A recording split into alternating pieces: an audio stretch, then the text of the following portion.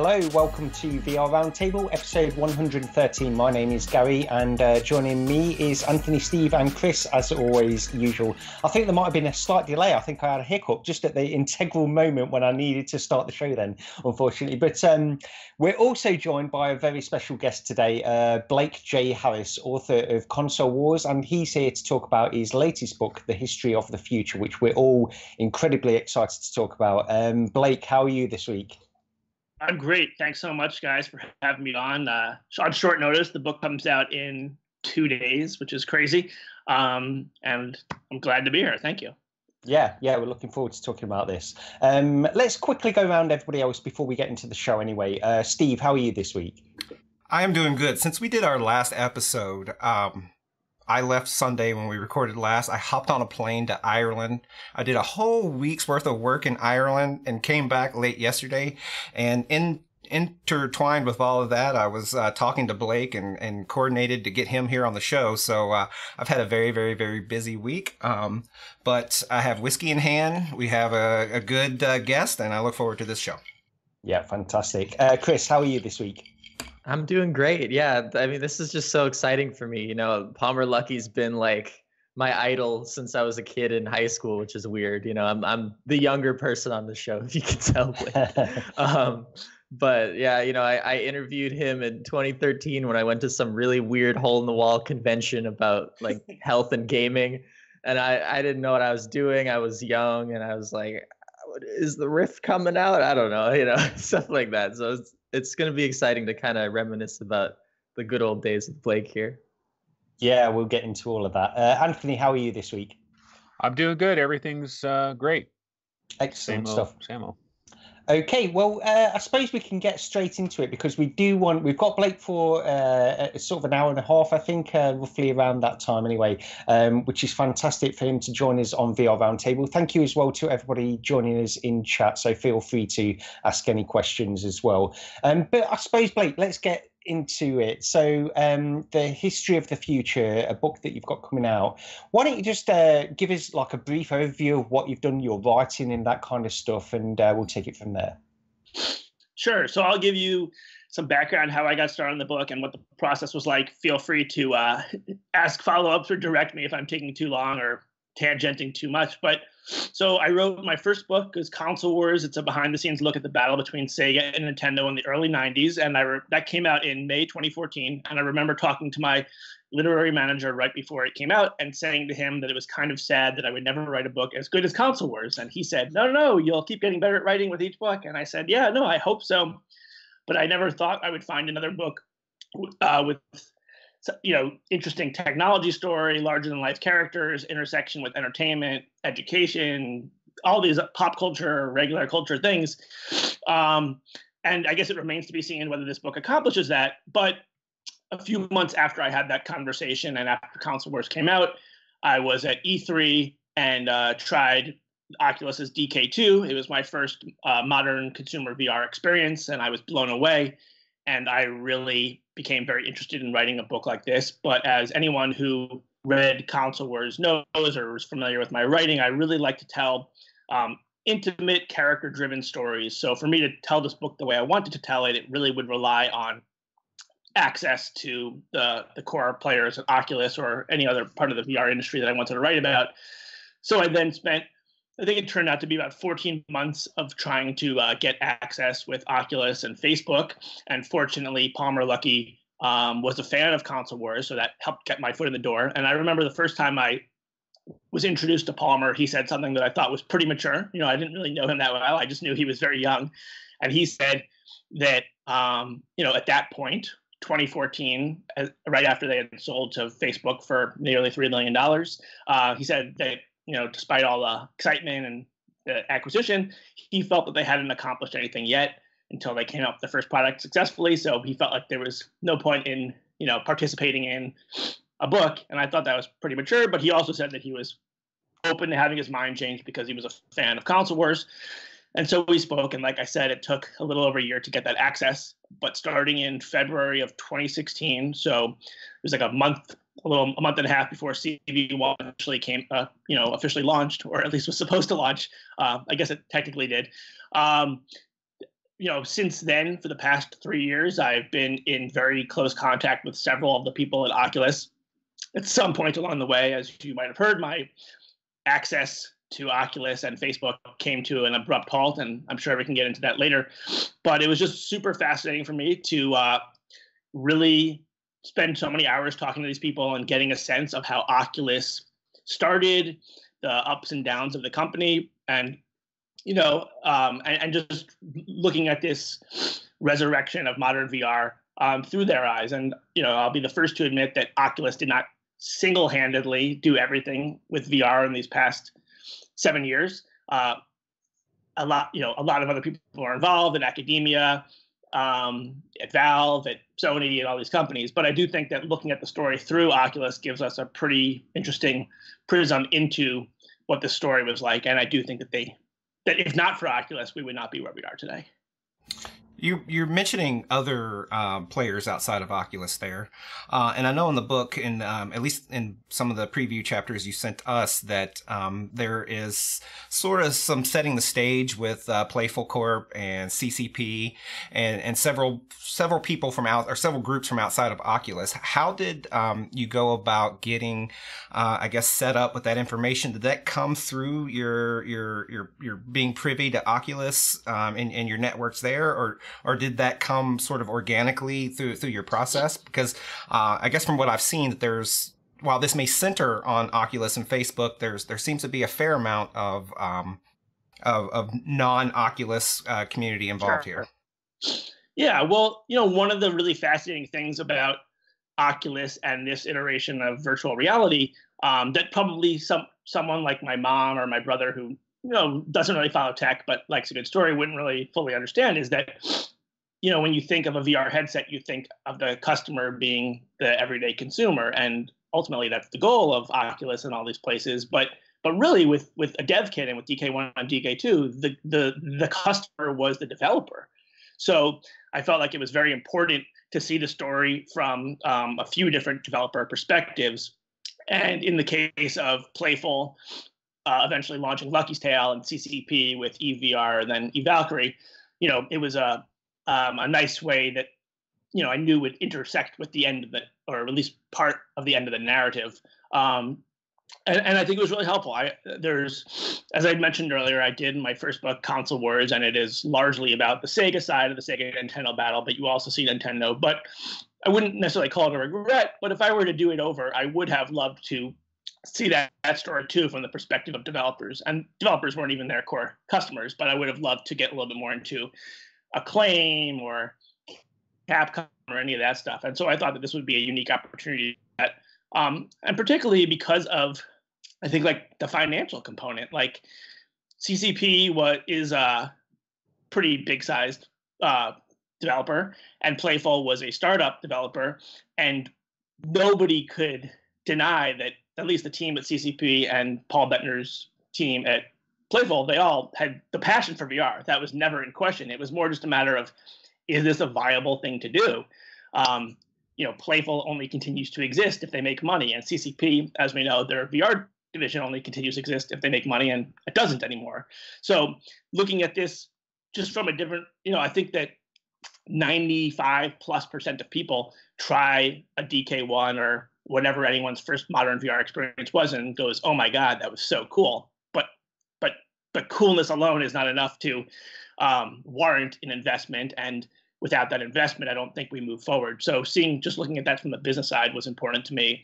And I did want to pick CCP and Playful because they had launch titles for the Rift. And then also I tried to get into some other developers that were doing early things, like Justin Moravitz, who did Proton Pulse, and the guys at Alchemy Labs, and some of the other people that we probably associate with the early days, the golden days of VR. Yeah, the interesting thing for me as well, Blake, is when I'm reading all of these things, is like the few chapters that you sent us. Thank you for doing that, by the way, because I really enjoyed reading them.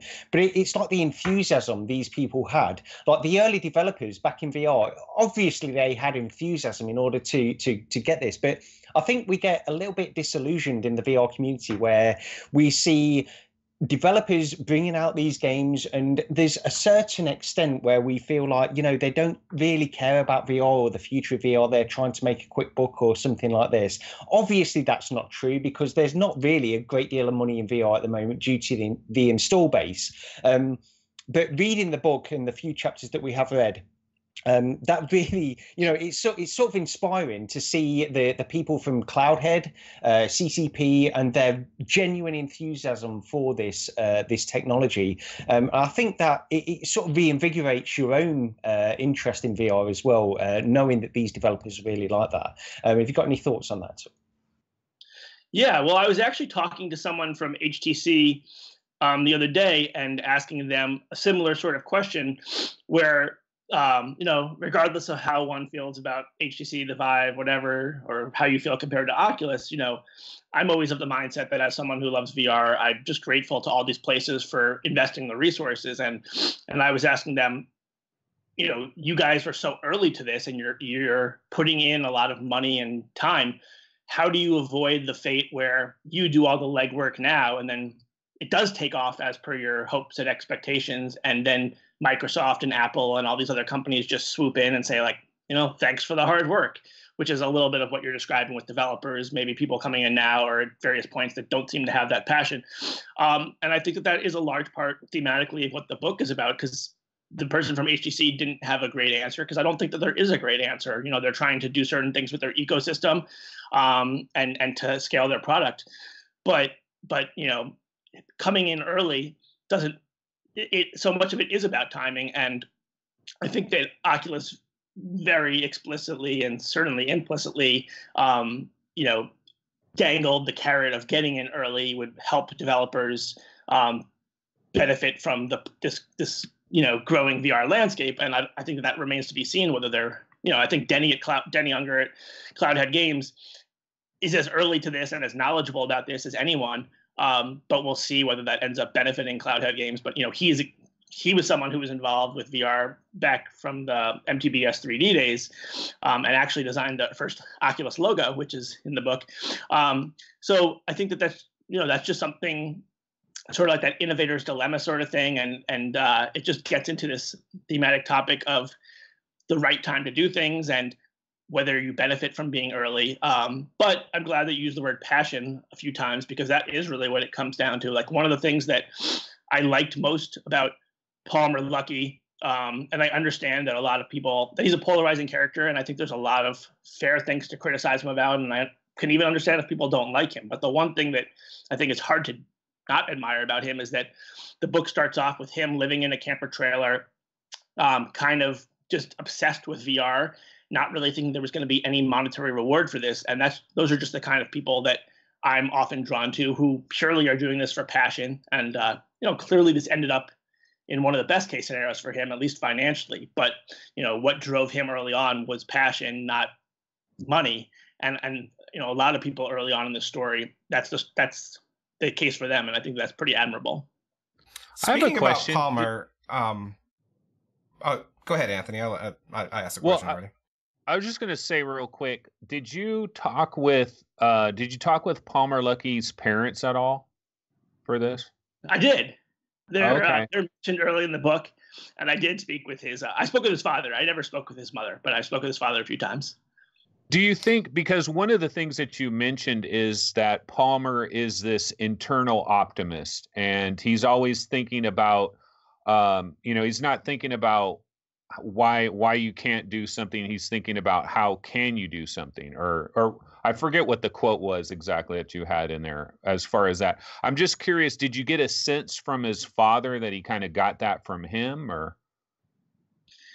That's a good question. And I did not get that sense. Him and his father are pretty different. They have similar mannerisms, but his father, as it's mentioned, is a car dealer, or he worked at a car dealership selling cars. Not particularly familiar with the technological side of things, at least when it comes to high tech. Obviously, with cars, he's very familiar. But no, it's a good question too, because it makes you wonder, like, where did that side of his personality come from? Because I don't think it so much came from his parents. I do think that, like, purely speculation, so much of my early understanding of Palmer is thinking of him as like a child of the internet.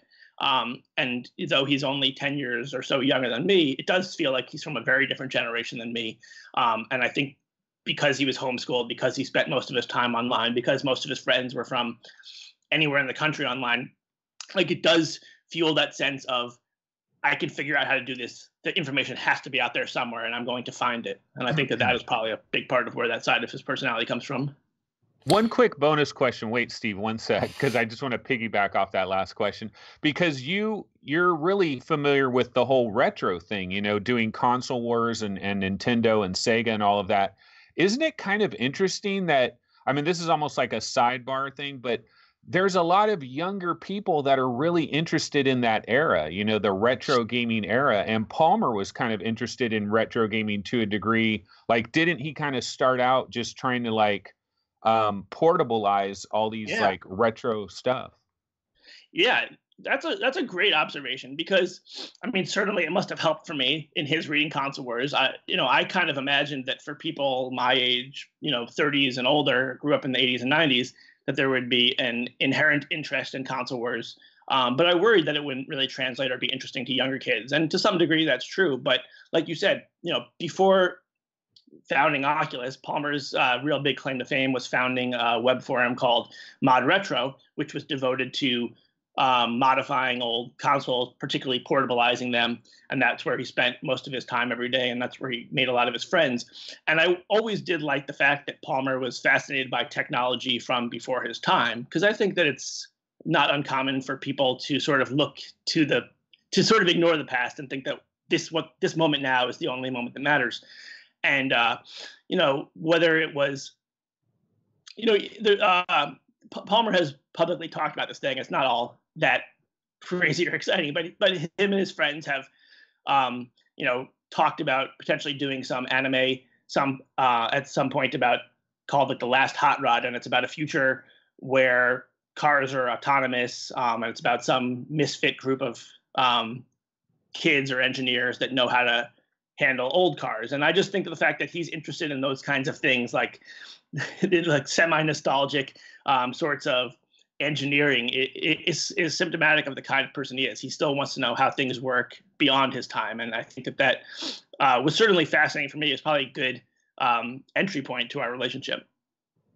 Sticking with Palmer, from what I understand, you, at least through the project and maybe even after him leaving Oculus, you two remained in contact to some degree. What do you think? I guess my question is, when thinking of his situation, and I'm grateful that he was able to kickstart, both figuratively and literally, the current VR, the fact that it's a consumer available product. But at the same time, it's sort of melancholy that he isn't working in VR right now. Like, he seemed to be so passionate about it and so lucky. Do you think, he's obviously very passionate about the company he started up and working in national security. I'm not too well versed about that company specifically, but do you think that he will come back to VR in some capacity? And, if I know that he can't speak openly, maybe on the record or maybe even off the record with you, but just what is your gut feeling? Have we seen really the last of Palmer Luckey in the VR scene in any way? It's a good question. This is also just like purely speculation on my part, but I would say absolutely not. There's no way that this is the last that we've seen. That I wish that I had specific information that I could say, and I don't. It might exist and I just don't know it. But I at least know from the fact that a lot of his close friends that he knows from that were friendly with him from Mod Retro and worked at Oculus and now work at his new defense tech company, Underall, they talk about this stuff all the time. So it's still very much on their horizon. And you're right, it was very melancholy. It was sad to see him go. It was clearly not his choice to leave Oculus and Facebook in March 2017, though Facebook seemed to suggest otherwise at the time. And that was really sad. There's a line later in the book. It's weird because some of the stuff is kind of spoilers, but we also lived through it, so it's not really spoilers at all. But I just remember, so basically the short summary of what happened is that in September 2016, news came out from the Daily Beast that headline was Facebook billionaire secretly funding Trump's meme machine. And the implication was that every dirty meme that you've seen online, I guess in favor of Trump, all the misogynistic, anti-Semitic, evil memes, Palmer was somehow responsible for, which was not true. But he got sidelined at Oculus and Facebook for the next 6 months. Towards the end of the 6 months was the ZeniMax Oculus trial. And then immediately after that trial came to the end, Palmer ended up being fired from Facebook. And during those 6 months, Palmer was not in, public. He was not allowed to be on social media and also barred from talking to his colleagues. But he was talking to me. There were certainly a bunch of topics he was not allowed to talk about that we couldn't talk about, but it was just very interesting being in touch with someone during that time when their fate sort of hangs in the balance. And the spoiler thing I mentioned was I just remember him mentioning one time that he did not want to be another Eduardo Saveron, the guy who co-founded Facebook with Mark Zuckerberg and has sort of faded off into obscurity. And I think that now, even with just on roll and this how successful it seems to be, we know that Palmer is not going to fade off into obscurity, and that's pretty amazing. But like talking to him during those 6 months and even the couple months after he left Facebook, that was certainly not a certainty. Investors didn't want to talk to him. He really was, as Wired once called him, perceived as the worst person in Silicon Valley. So I'm glad that the trajectory did not continue down that path, but it was looking pretty doom and gloom there for a while.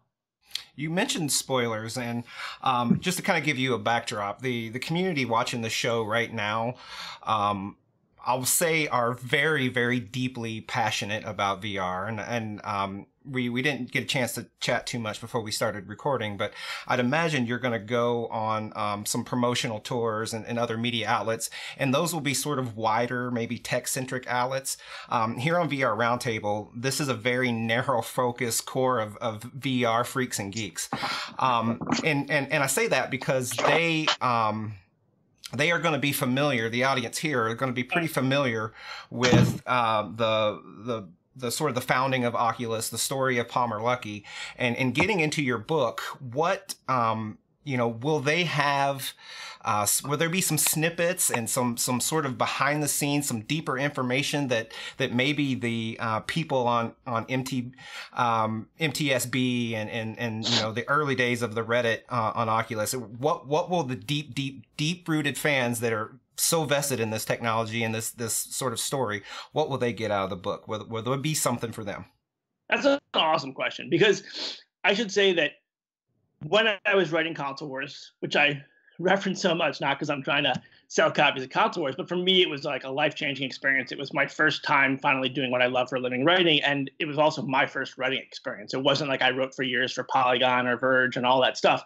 Like I had been a failed screenwriter, but that was my first time really thinking about writing and getting it out there publicly. And in the course of writing that book, I sort of came to the conclusion that I want everything I write to be for my grandma. She's like my ideal audience. How can I get someone who doesn't care about tech at all, who doesn't know any of these players, to care about the story? But at the same time, I hoped Console Wars was going to be read by people who are gamers or who care about the game industry. And same thing with this book. I want this book to be beloved by the tech community and also the hardcore VR community. So I don't want to, write it for a lowest common denominator audience like my grandma and talk down to this community that is pretty much the reason that VR is even here today. And so sort of the compromise that I feel like I was able to do is, at the least, I will be able to give readers much more insight into what these people were thinking, whether it's Palmer, whether it's Brendan Aree, Mike Antonoff, Narav Patel. And then also just because I ended up getting access to like over 25,000 documents, most of them emails, but a lot of internal memos, just making sure that is something, picking the best parts for readers to see. So like, one of my early favorite finds, and I guess it's not super revelatory, but Chris Dykes, who was the first Oculus employee, he joined just before QuakeCon in 2012. he was able to pull up old text messages and Skype conversations with Palmer back in 2012 when Palmer was starting the company. And so just seeing how Palmer is talking about and thinking about Oculus at the time, I'll butcher the exact quote, but Palmer says something about he's taking a year off from school to see if this thing will work. And, worst case scenario, I'll have a fun experience. And he talks about how the money is not important to him. It's more just about getting VR out there, and just some of these things that I think are, to me, they're historic because of what Oculus was able to accomplish. And then also just knowing from interviewing people how often history can be revised after the fact. I think it's important to get as much as possible in these people's words at the time. And then there's other things that I think even hardcore VR fans and members of the community don't know because they were not supposed to know. Like, for example, that how close Palmer was to signing up to work at Sony instead of doing Oculus. I've heard that speculated before. There might even be references, but it was in Palmer's best interest not to talk about that publicly while he was at Oculus. And then other things too, like the relationship between Oculus and Valve. It was a very intimate, collaborative relationship, one that didn't really end that well. And that's the sort of thing that we all kind of knew, but we don't know the extent of it. And it also didn't make sense for either company to really talk about it. So you'll get to sort of peek behind the curtain at those things. And I do try to include as much as possible, like archival emails and text messages, so people know that this is not just like Blake Harris's opinion of what happened, or it's not even Palmer Luckey's opinion reflecting 5 years later of what he wishes would have happened or what he thinks would have happened, but to actually have that source material so people can know that this is what people were thinking and doing at the time. Yeah, I'm going to jump in with one more, and Chris, then we'll come to you. But kind of following off of that theme, and having read a portion of the book that you sent, can you talk about what readers will read and how will they know that what they're reading is factual? And I almost hate to say it that way because I don't want to question credibility or anything, but there will always be people that will that are loyal to a company, irrationally loyal even.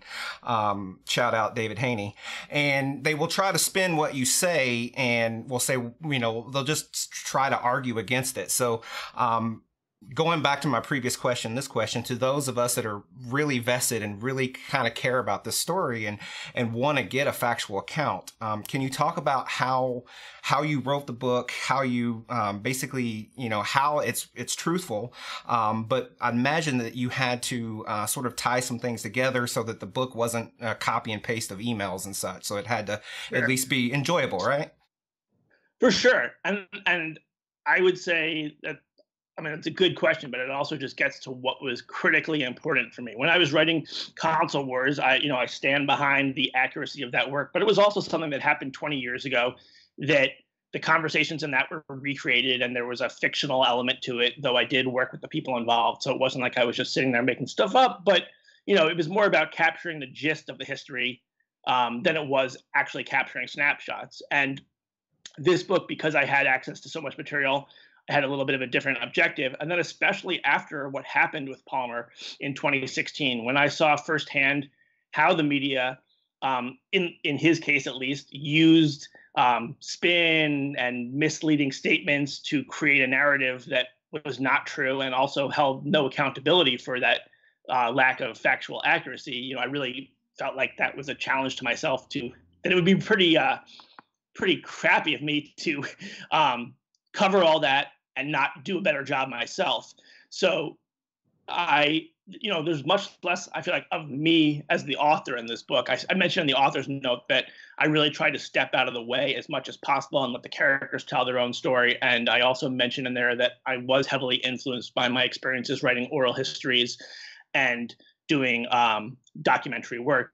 And so even if it's something that somebody might disagree with or might not fit the spin of what somebody thinks, I think it's in most cases pretty clear what the perspective is. So, if you have someone like Palmer perceiving starting Oculus as the most difficult startup experience ever, you could argue whether that's true or not, but at least you get a sense of like, that's coming from a specific character, that's coming from a conversation. Fortunately for the first half of the book, I was able to share it with I think I'll say most, but I think all of the major players featured in the story, whether that's Paul Bettner at Playful, Palmer Luckey, Brendan Arebe, Nate Micheal, Mike Antonoff, and kind of like the first 20 plus employees at Oculus, including John Carmack. And I really appreciated John tweeting the other day that he read the first half of the story, and in his perspective, it was all very accurate because, unsurprisingly, Facebook is not a big fan of the book, and they've made a few comments about the accuracy of it. But accuracy and authenticity, which to me is sort of like capturing the feeling and emotion of a time period, specifically important here because of, like, we all refer to this as the golden age, and it did feel like something special at the time. Doing that was critically important to me, way more than any sort of storytelling aspect.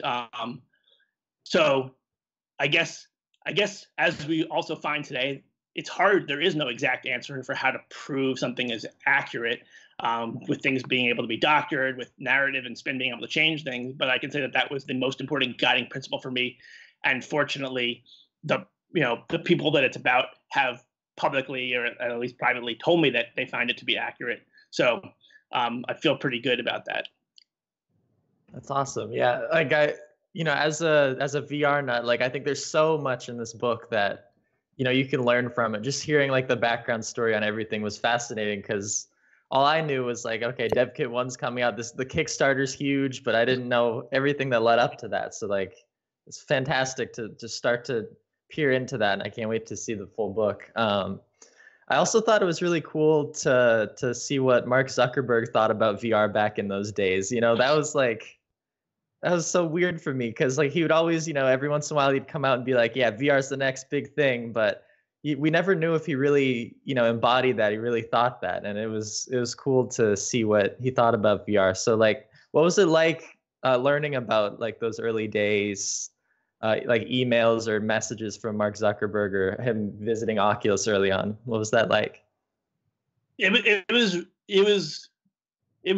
amazing. I mean, professionally, I know that stuff about Mark Zuckerberg or Facebook executives is probably going to be fascinating to a certain audience, but also for me, being a VR nut, I would consider myself a true believer, being someone who really wants to succeed, I had the same skepticism. Like, is Mark just seeing this as one of 10 bets that he's going to make? And he believes in it, but like, he's just kind of throwing money at it.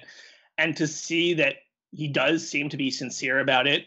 It comes from a strategic place of viewing Apple and Google as competitors with their own OSs and platforms, and wanting to have his own OS and platform for the future. That's understandable. I think that it was pretty cool, and I think also very important. As we talk about now, whether it's like fake news or just the role that platforms and social media plays in our lives, it does, in a sense, give everyone the chance to create their own reality, metaphorically speaking. You only see news that sort of affirms what you already believe, and you kind of create these own echo chambers.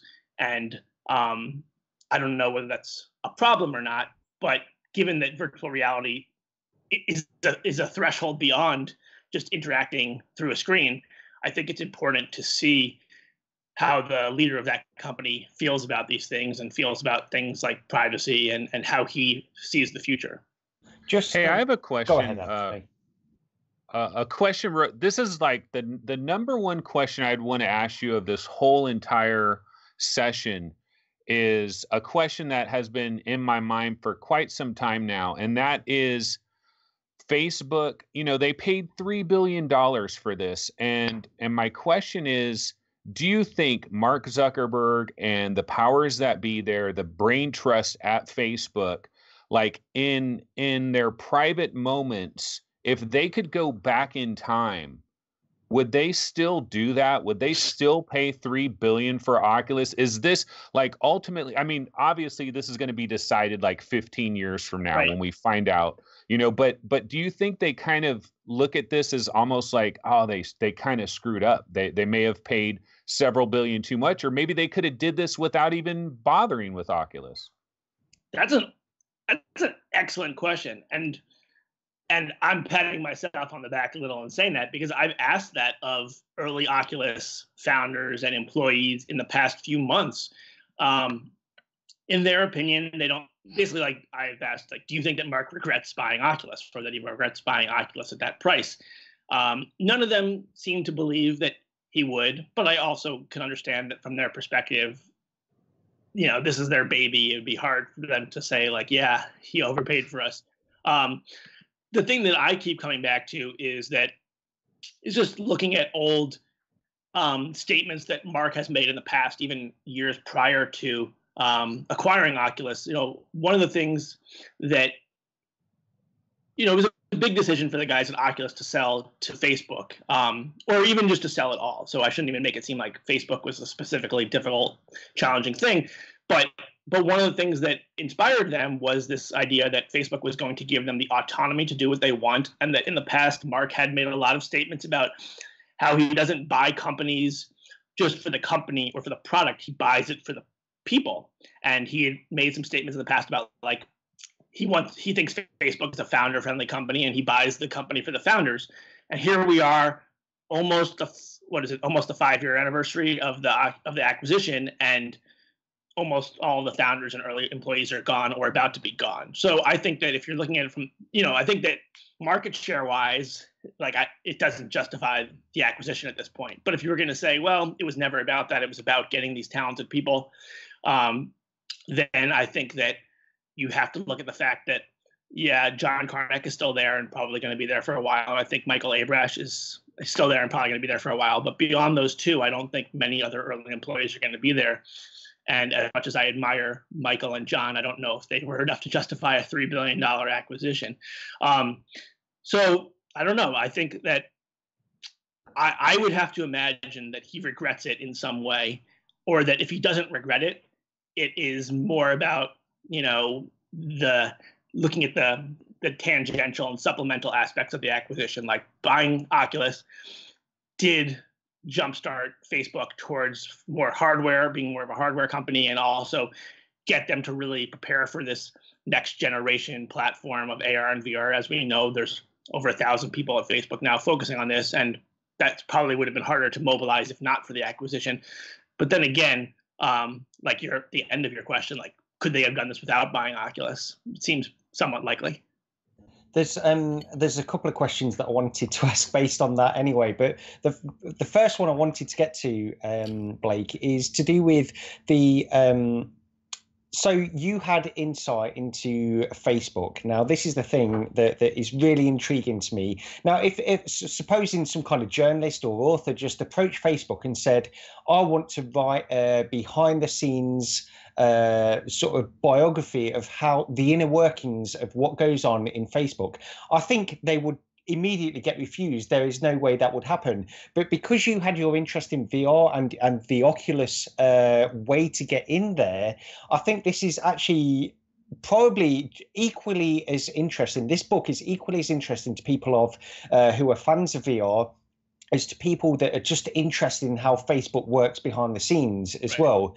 And I think it's so interesting that you have this this approach where reading the small amount that we have already, that there is so much insight into the behind the scenes of Facebook, which could never be achieved in any other way. I think honestly, I don't think that could happen in a way that you did it with this. What are your thoughts on that? Do you think you I guess, did you get lucky?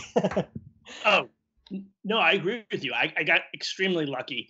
Like, I definitely, from the beginning and for the first few years, I did have like blinders on. This really was a story about the resurrection of consumer VR, focused mostly on Oculus. And it was a very, it was a book about virtual reality, and most of it still is. But I do think that the final 150 pages is like about something entirely different that has, I wouldn't say almost nothing to do with VR, because there's still a lot of VR stuff in there, like, you know, how much to open the platform and the botched launch, or the launch of CV1, and sort of a little bit of a battle with the Vive. But it is sort of this like roundabout uncanny look at Facebook in a way that I don't think that anyone would have been able to do otherwise. And in particular, it's very fascinating because, like, I think a lot of times, maybe this stretches back to my screenwriting days, but fish out of water stories are very interesting ways to see, a different prism into a different sort of world, because you have someone who everything is foreign to them. And so if you have like the first 400 pages of a book about Palmer and Brendan and Nate and Mike and Rob and dozens of other people, and you sort of get to know them and sympathize with them, or at least understand their objectives, and then you see them dropped into Menlo Park, and they realize they're not in Kansas anymore, and that everything is so different. You are sort of experiencing with them this confusion and insight into Facebook. And then, I got super lucky with the timing, because now there's such a national attention into what Facebook is, what they're doing. And I think that is important. And just like from a purely professional standpoint, because I took 2+ years to finish this, more than I was originally supposed to. The original manuscript was due to my publisher in September 2016, and obviously now it's a little more than 2 years later. There was a point at which the book was pretty close and began the process to be canceled, and my editor at the time had recently told me that it was really problematic that one of the main characters was a Trump supporter, which I thought was ridiculous because that had nothing to do with the book. And then the publisher, or the editor, I should say, changed her tune, because I think Facebook made a better, sexier villain than even a Trump supporter, dare I say. And so, timing-wise, it was good that there is this national growing interest in Facebook, and that my book has this really unique insight into it. And also just a lot of that insight. My takeaway was the hypocrisy of it. Facebook is, they internally, externally, publicly, everything, they always, they talk about being based on this ethos of openness and transparency. And that's true in a lot of cases. They are more open and transparent seemingly than the average company. But what I really found fascinating about covering Palmer's final 6 or 7 months at the company was how hypocritical they were, how little they told employees, how willing they were to lie and mislead employees, and also myself, and to do all these things that, it's really easy to say that you have an ethos that sounds good and to follow it most of the time. But when push comes to shove, if you're not abiding by your core principles, that's a real problem. And that's definitely what I saw with the Palmer situation, and why Palmer's experience is such a big part of the end of the book. Yes, of course, he's a founder, so I think it's important that people, that people will be interested to know why he leaves. But I also think that Palmer is just a great proxy for a lot of things going on in our digital age, from fake news and online mobs to just seeing how a company as big as Facebook actually reacts when stuff is on the line. We know that Facebook is a very interesting company. It's easy to hate them. It's easy to love them. And speaking of their acquisition of Oculus, I'd imagine that Zuckerberg and his leadership team had a sort of plan in mind, and we've seen through the departure of Palmer Luckey, more recently with the departure of Brendan Arib, which I think is rumored over a disagreement with where he thought the Rift successor should be going. Do you think, with the insight that you have, both maybe told through the book, but maybe in details that maybe didn't make it into the book, do you think we are seeing the intentional execution of Facebook's vision back from when they made the acquisition? In ways, it just seems convenient that the original Oculus leadership team is being picked off one by one. I wonder if that is by design, or if that sort of just happens organically when someone gets rich, at some point they just, hey, why am I working anymore? No, it's a really good question. I guess it's a question of intention. Like, did Facebook, is this where they wanted to end up anyway? And this was just a convenient route for it to happen. I think that as much as I have grown to feel negatively about a lot of aspects of Facebook based on my own personal experiences reporting the story, I would like to give them a lot of credit for basically living up to their word in terms of the launch of CV1. I think that one of the things that appealed most to Oculus leadership was the belief that they were going to have a lot of autonomy with their company and launching their first consumer product. And I think that Facebook really did give them that autonomy to do things how they wanted for the most part. And it was after the launch of CV1 not going as well as anyone there had expected, not just Facebook, but the people at Oculus too. And that it was after that Facebook really started to step in more. And so I can see how it might look like, one by one, they're picking off the people who started it. But I also think that had things gone more successfully, that probably wouldn't have been the case. I mean, Palmer's situation is a unique example because I think that had almost nothing to do with dollars and cents.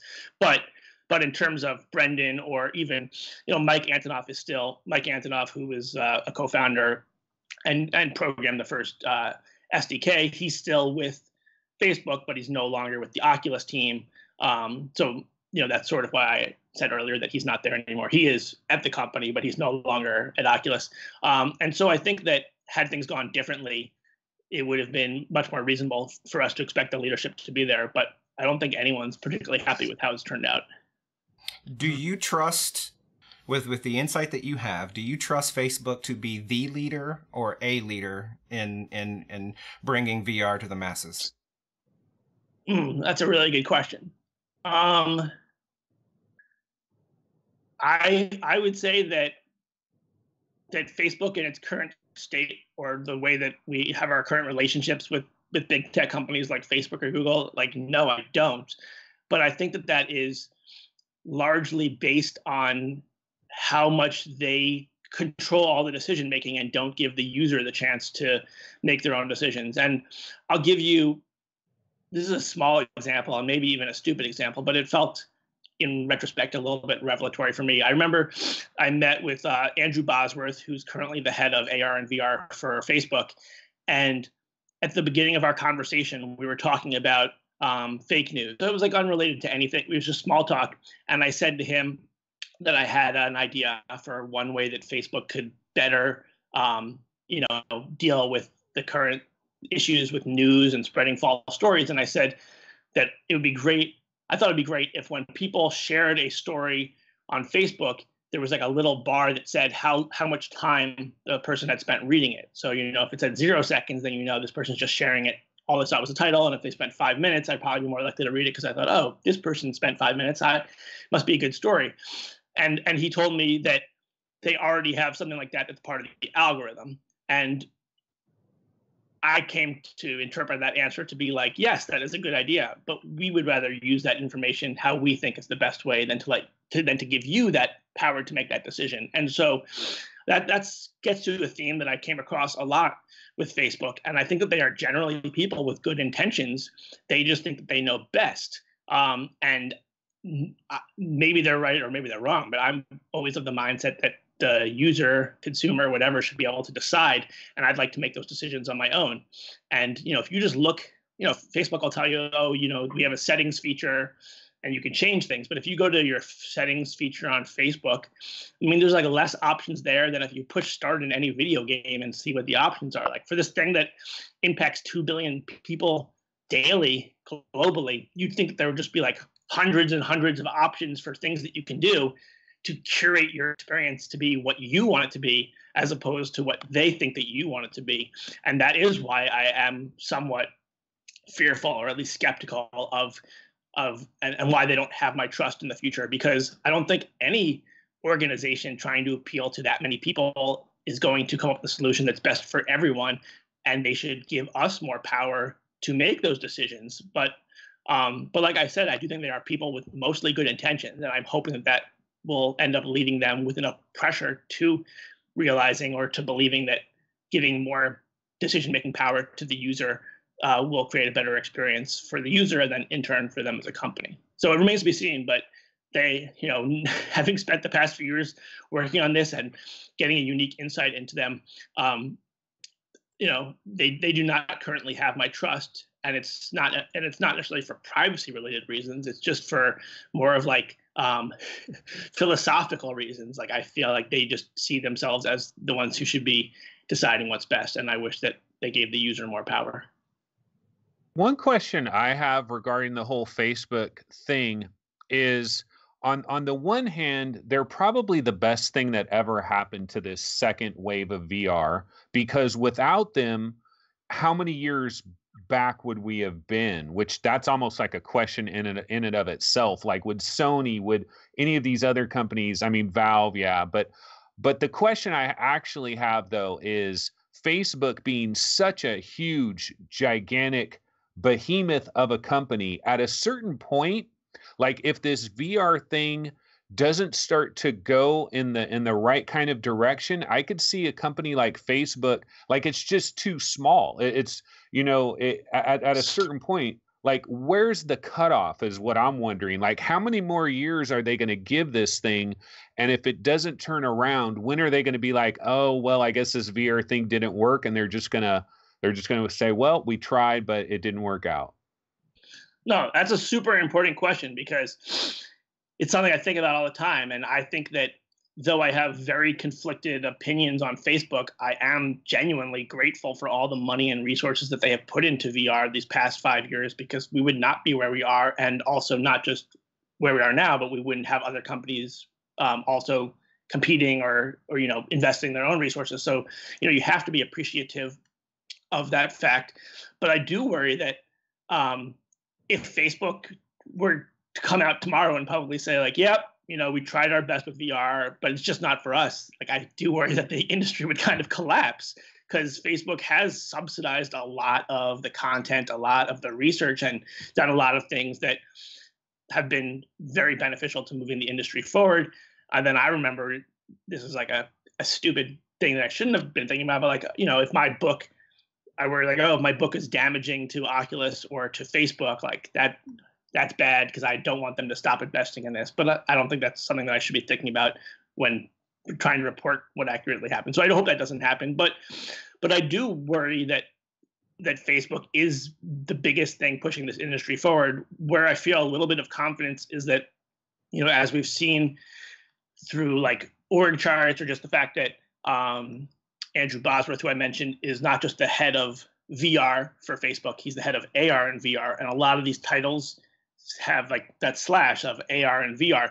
And so I think that while we are in the trough of disillusionment for VR, or at least going through some lean times that might make it understandable if Facebook wanted to minimize their investment or pull out their investment, I think the fact that it's tied together with AR, and that there is still sort of like an excitement about AR, or we're sort of getting into more of a hype phase with AR, I think is actually going to end up helping justify Facebook's investment, because they really do see AR and VR as pretty similar, and understandably so. I mean, at the end, if they are going to converge as a pretty similar thing. So that's something that I've been thinking recently is probably going to help salvage the continued investment in VR. But it is interesting, because something, my previous book was about console wars, so I don't really see console wars or competitive stuff like that as a bad thing. I think that that's a good thing for the consumers, and I think that's a good thing for developers. But I was a little surprised early on, but not early on. I was a little surprised around the time of the launch of the Rift and CV1 that there seemed to be so much backlash from the community about exclusives and stuff like that, because that a lot of times was Facebook subsidizing the development of things that would not otherwise be developed. In one case, I mean, Lucky's Tale being an easy example, because I talk about in the book, that game would not have existed if Oculus didn't make an investment in it. And of course, in return for that investment, they got some form of exclusivity. To me, that's like a great thing. That's a win-win for all. But there were a lot of people who were upset about that. And that also frightened me a little bit about, the business model that Oculus was moving forward with, which I thought was one that is going to push VR forward, but it did seem to disrupt, or to annoy a lot of people. Yeah. Can I ask a bonus AR based question real quick? Sure. So real quick, on as far as AR is concerned, like one thing I've always kind of thought about in regards to AR is I think everybody kind of agrees that AR is going to be huge, but it's just a matter of how long is it going to take, similar to VR, how long is it going to take for all of this stuff to coalesce? But my question with AR is, you've got somebody like Mark Zuckerberg, right? He probably internally believes that AR is going to be huge, but it's going to take a while. And then when you have other companies like Magic Leap that are getting out there and they're releasing a product now, and it's not ready, but they're releasing it now. They're making things now. They're starting, you know what I mean? That the wheels are turning. They're out there, they're doing it. Even though it's not working, they're doing it.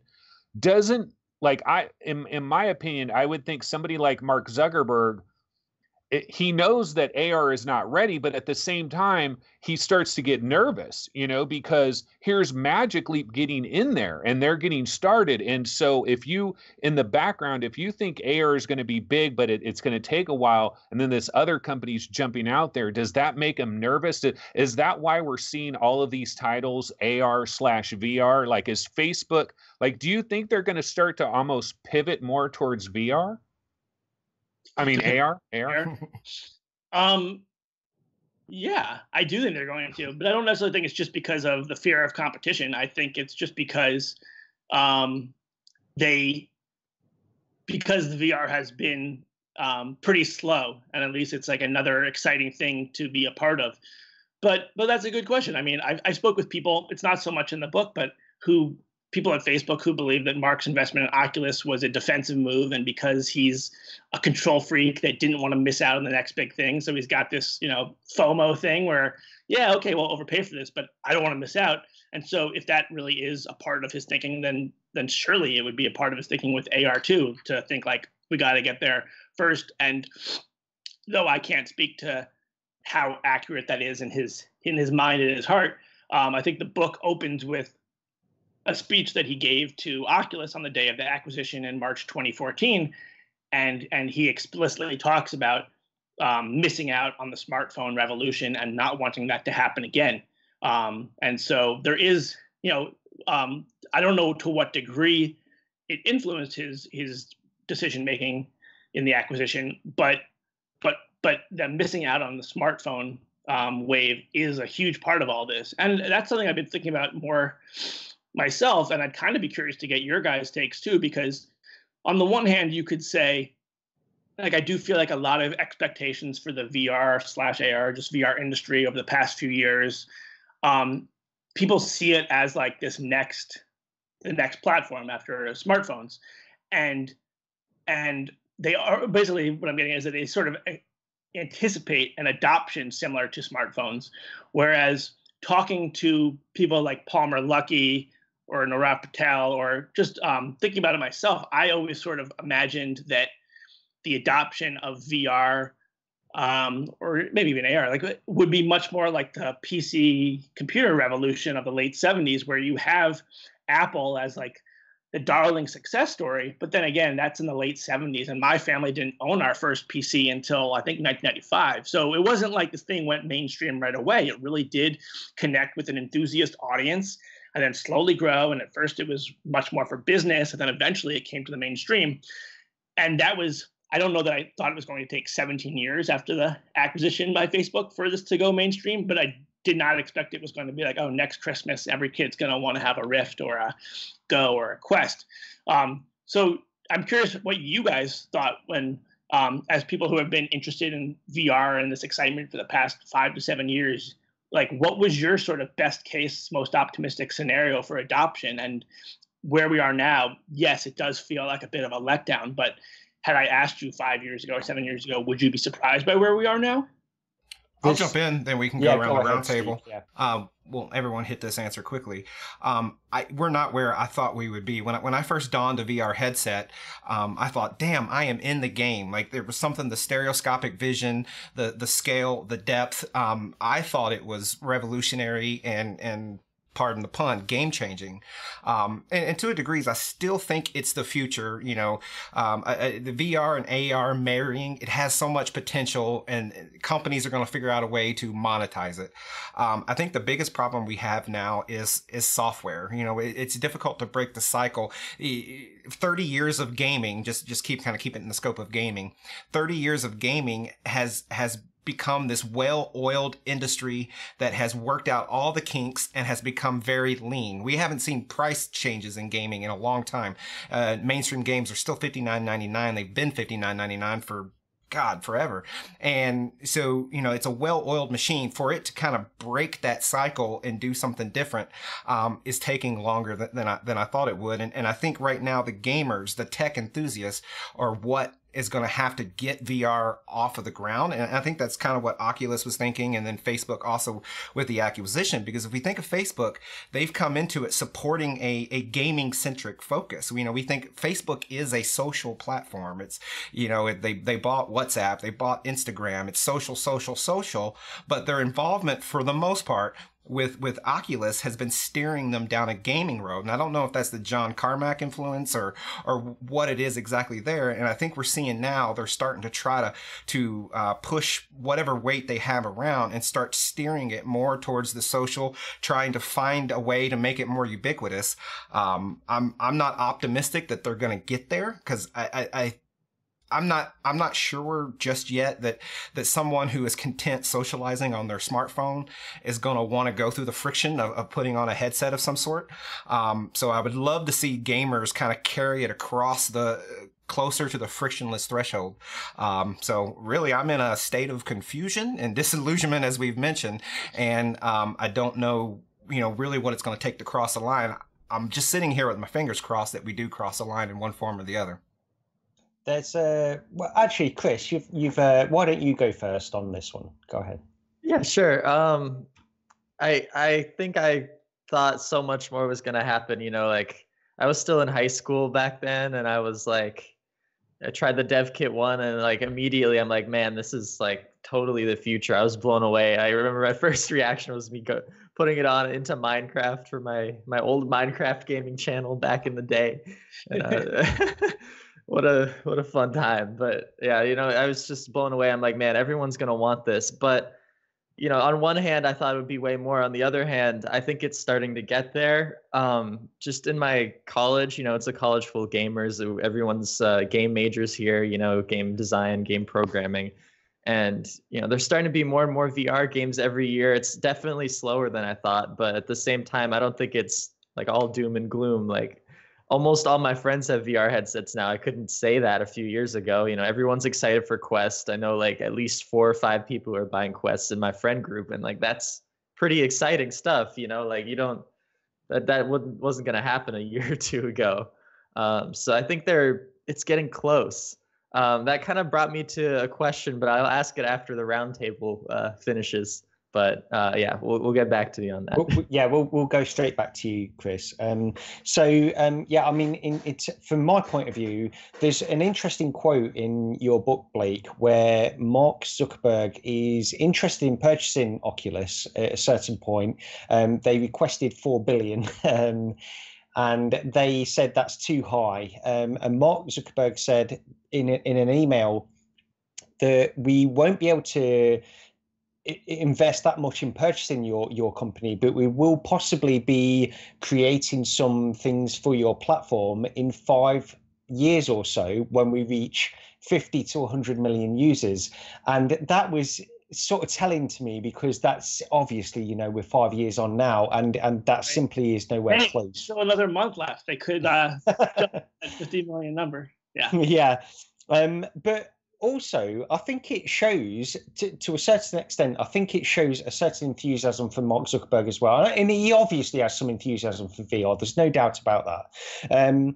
But also, going back to what Steve was saying earlier, gaming, I think Palmer Luckey was primarily interested in gaming from when he started out. That was how he saw VR making an impact, and it was all to do with gaming. And as things have progressed these past few years, and we've got gaming and then in VR, and now it's sort of progressed onto AR as well, the social aspects and the more app-based aspects of VR and AR are becoming more apparent to everybody. I think anybody that is following this industry, it's plain to see that this is the way it's going to go. Eventually, we are going to get AR glasses hopefully. And that's really, I suppose, what Facebook are edging more towards now. To go back to the original question, is it, I suppose it's not progressed as quickly as anybody anticipated because we were all so excited for this technology. And I think it's just a case of we'll get there eventually. I don't think it's going anywhere. I don't think that companies are going to stop producing VR or AR and aiming towards that future that we all want. But it's not progressing quite so quickly, unfortunately. And Anthony, what are your thoughts? Oh, you're muted. Sorry about that. Reading a lot of those little stories, like there was this one part where there was like 7 quick stories, and it was like from different developers, and just the excitement of everybody back in those early days, Alchemy Labs and like Cloudhead Games and like some Chinese. It was one of the Japanese developers that felt like Palmer Luckey is going to be one of the most famous people of the century or whatever. And just all that early enthusiasm. Somebody cried the first time they tried, the Tuscany demo and all of that. And it seems to me like there's 2 different people out there. There's the people that put VR on and they experience being inside the world of VR. And it's almost like, I would equate it to somebody in the days of the Atari 2600.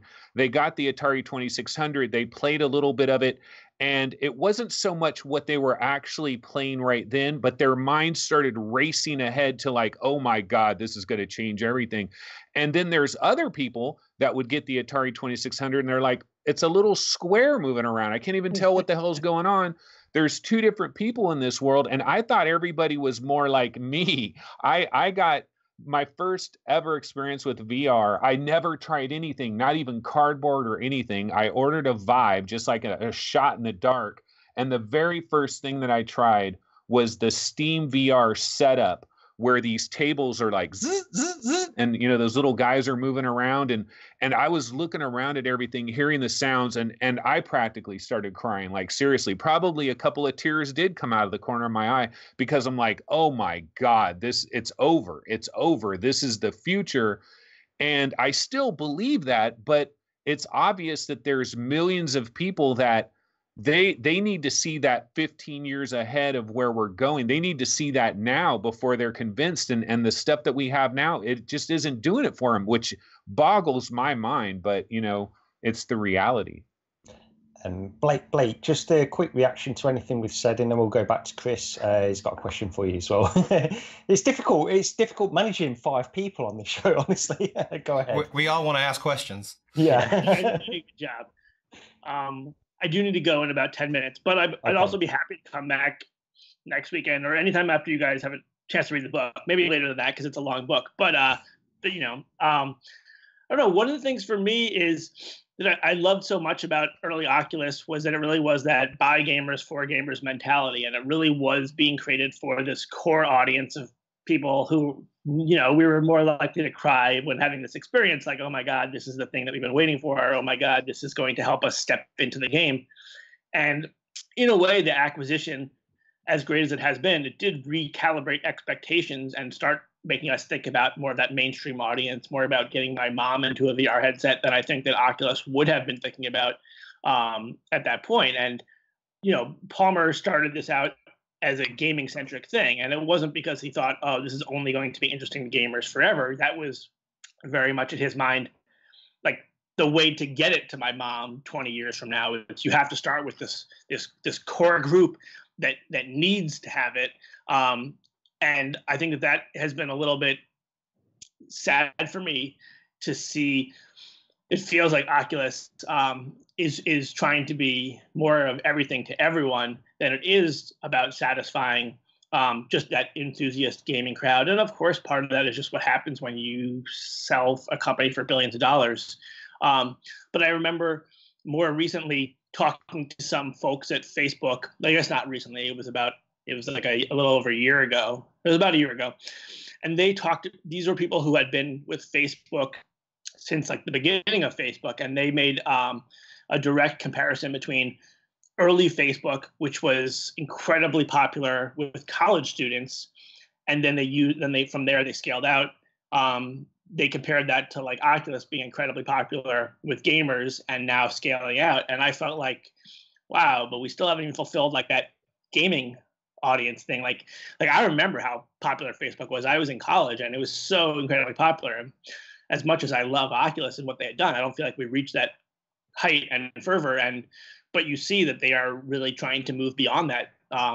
And I think Quest is a great example of that, which is, Quest looks cool, but it's certainly meant for more of a mainstream audience. And so I have been worrying since those conversations that Facebook is sort of oblivious to the current perception of them in the marketplace, or that they are leaving that there's just this untapped potential. And I think about that a lot too, because I think nowadays, with the democratization of information and content and all, there's so much that you could be doing out there. It is incredibly important to have a strong base of consumers that you're really appealing to, or maybe not even consumers, but just, even if in politics, like having a strong base really is important, as opposed to what Facebook has historically been, at least since the college days, where it's just like good enough for everyone, but nobody really loves Facebook. And I don't know if that's going to work with VR. I feel like you really do need this strong, devoted base that's going to inspire others to say like, well, what are those people so interested in and want to get in on it? So I don't know. I would actually like to see it be more gaming focused for now as a means to bring it to that next echelon. Yeah, like you make a good point there, Blake, because only like 1% of, people who did the Steam hardware survey had a VR headset attached. Like there's still 99% of people who could potentially want this thing, That's the thing. Like I think that we all would agree that where we are today with adoption is lower than we probably would have thought if we had this roundtable at the time of the acquisition. But where I would have thought that it was mostly going to be bigger would be like the PC user, the Steam user, like maybe it would be more like 10% or 20%. I was not expecting that this is something that my mom or my brother would really need at this time, but I thought it would be like, oh, you're a gamer. Have you tried this crazy new thing or this experience? And I'm a little bummed that has not really happened. Yeah. Well, I hope it'll get there. It looks like it's going to slowly get there, hopefully. But yeah, I totally hear you on what Oculus is doing. It's a little sidesteppy, and it's weird. It's a weird strategy. I don't really get it too much. I guess, we can end questions soon, but I just had a really brief question kind of revolving around what we're talking about, where I feel like as much as Facebook did for VR, like it makes me sad reading, that part of the book, that some of the things that Mark Zuckerberg would talk about, like none of them really happened. Like, we'd have the killer app, Facebook would have this amazing VR app, and, you'd be able to meet your friends, and like all these ideas that I expected. Like when I heard, Facebook is acquiring Oculus, I'm like, oh my God, I'm going to be able to see my friends, and we're going to like walk into like, just like the Oasis, like Ready Player One. And like, basically none of that happened. It also kind of ties to like the 2015 email from John Carmack, where he's like, we need someone to make the metaverse here. Like no one's working on it. What's going on? So I guess I just wanted to know, what do you think happened to like some of these big ideas? Because when I thought Facebook, I thought, wow, big ideas are going to happen. Big things are happening. And then like in reality, some of the basic software functions take months to get added to Oculus Go or something. Like it's weird to me. I thought with the money could get something. No, it's a good question. I think that it's really a lot of things happening at the same time, but perhaps because of what I said earlier about Facebook thinking that they know what's best and not letting people make the decisions. I don't know, something that comes to mind also because I was talking about the trajectory of smartphone adoption versus PC adoption. I mean, what was the killer app with the PC? It was used for productivity, but I do think in terms of like commercial consumer PC stuff, a lot of people talk about pornography. Pornography being like what made the internet take off. And I don't know the metrics of that. Maybe that's just anecdotal, but like I would say that like Facebook has done everything they possibly could to minimize pornography in VR, and I think that's a value judgment on their part. I think that they don't want it to be associated with pornography or other things that they perceive to not be like pure or want associated with Facebook. And so I don't know whether pornography would be the killer app, but I do think that Facebook is trying to decide that for the people. I mean, even just probably a better, more recent example is like VR chat. That you would think that with Facebook's social background, they would have put out the killer social app, or at least the one that was predominantly used. But I think that they have certain parameters that they want in place, and they sort of want to choose for you what that experience should be, as opposed to like letting the people decide. And I think that, with VR chat, that's more about like letting people do whatever they want. And I think that that's why there was early results. And then you get into this weird thing where, I remember people more recently telling me, so this is not even going to be like the first edition of the book, but executives at Oculus saying that when they would talk about decisions that Facebook was making, or that they were going to be making, like disappointing the community, Facebook's mentality was like, yeah, but that's only like 300,000 people. That's nothing compared to like 2 billion people. And, they're right. Like 300,000 is nothing compared to 2 billion, but you're not going to get to the billion if you sort of bite the hand that feeds you. Or going back to the example with like Facebook taking off in colleges, like imagine if if Facebook sold to another company in 2005 and that company was like, yeah, this college stuff is cool, but really you're only appealing to like 1 million people. We need to appeal to 1 billion, but you wouldn't get to the billion if you just sort of dismiss like your bread and butter at the moment. And so that is sort of my concern there. And I'd love to see the company go a little bit back more to its gaming roots, and also listen more instead of deciding for us and letting people try to do different things. Perfect. Okay. I'm going to probably steal what may be the last question. I said just as much last week as I was being very critical of some of the mixed messaging I think Oculus has done of late with regards to platform and where they seem to be steering it. You get to 1 billion's great, but you got to get through the 1 million to get there. So it's nice to have a little bit of confirmation bias there with you. But for some rapid fire questions, sort of, Ernest Cline wrote the foreword, and I think it was a very good foreword, and it gave me a perspective that I didn't necessarily realize played out that way. What was it like having him involved with the project? And then sort of an unrelated, but kind of moving it on, the book comes out Tuesday. We know that there's a lot of juicy tidbits in it.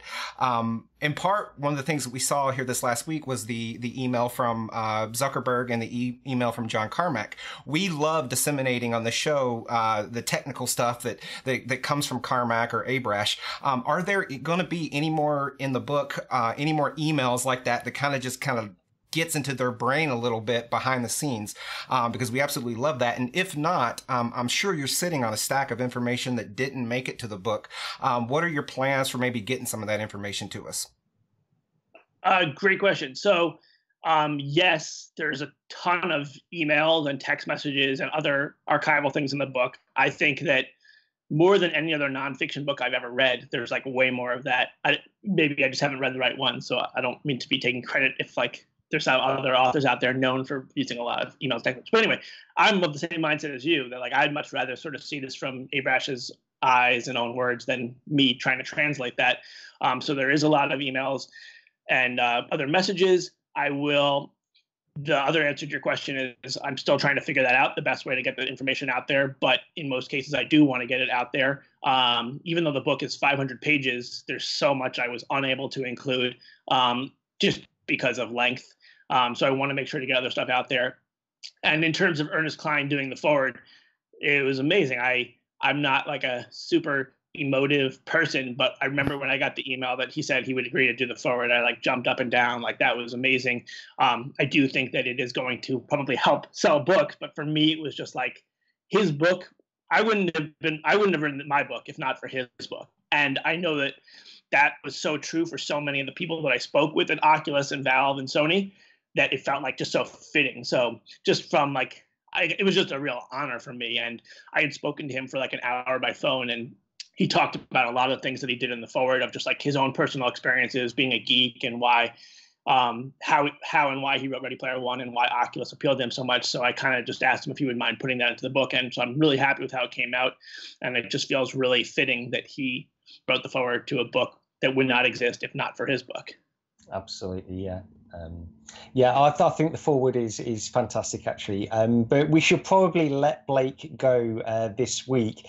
But honestly, what you said back then, if you'd like to come on again in a couple of weeks or a few weeks and discuss the book a little bit further, that would be fantastic. We've got I'm just looking down the list, we've got about 1 million questions that we didn't get to here. So I wanted to get into console wars very briefly as well, but we'll save that for next time. Yeah, I apologize for anybody watching whose questions I couldn't answer. I will say that, like, with both of my books, I feel a great responsibility in telling the story.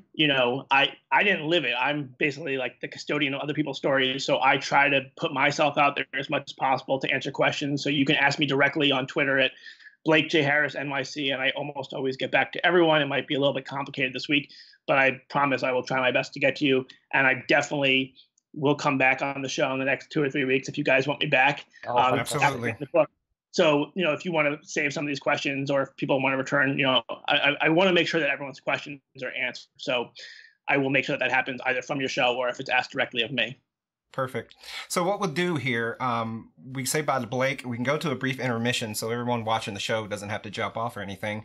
And then the four of us will come back and sort of finish out in our typical roundtable fashion. So thanks, Blake. Thanks so much for having me on, guys. I hope to be back soon. Thank you so much. Thank you. Thanks.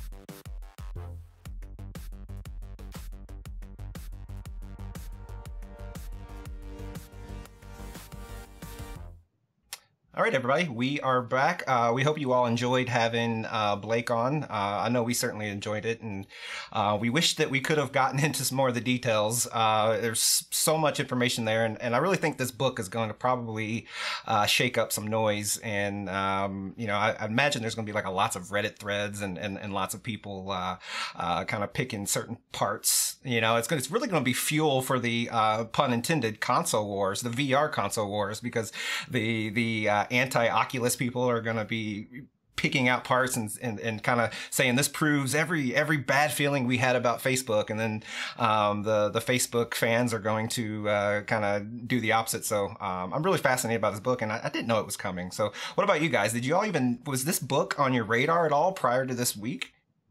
Not for me, no. It's weird. It came out because I read Console Wars a long time ago. I didn't read it. I got the audiobook. So I drive a lot for my work, and I listen. I'm an avid consumer of audiobooks anyway. And I listened to Console Wars a long time ago, and I had no idea that this was coming out. So it was a nice surprise for me.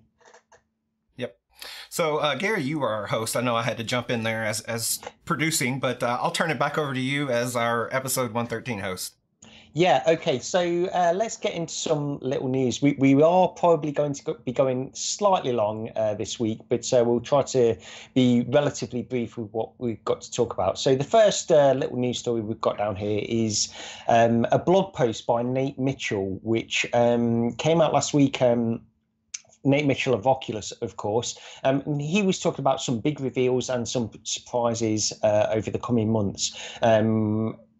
Especially, you know, a lot of things are probably going to be coming out in GDC, and he was also further on from that. He was talking about this new title from Turtle Rock Studios, which will be revealed at GDC, which he described as almost like invoking Zelda-esque kind of vibes from him. So that sort of, I suppose, that's a way to get the hype train moving. Anthony, let me go over to you first on this. I think actually we discussed it very briefly on your VR 365 episode that I appeared on as well, this news story when it broke. I didn't know too much about it then, but what do you think of this? Yeah, well, Turtle Rock Studios, apparently, like, they did Face Your Fears, and they're also doing Face Your Fears 2 for the Oculus Quest. So I guess this other game where he's talking about, you know, it gives him that Zelda feel. I guess that must be different than Face Your Fears 2. So I guess they're doing 2 Oculus Quest games. It's exciting. I mean, at first, I didn't even realize that Turtle Rock Studios, I thought they were still with Valve. Like, I didn't realize that they had become independent. And but yeah, it's absolutely exciting. I think we might read a little bit too much to think that this is actually a Zelda-like game. It might just more be the feeling of Zelda, the exploratory feeling. Yeah, absolutely.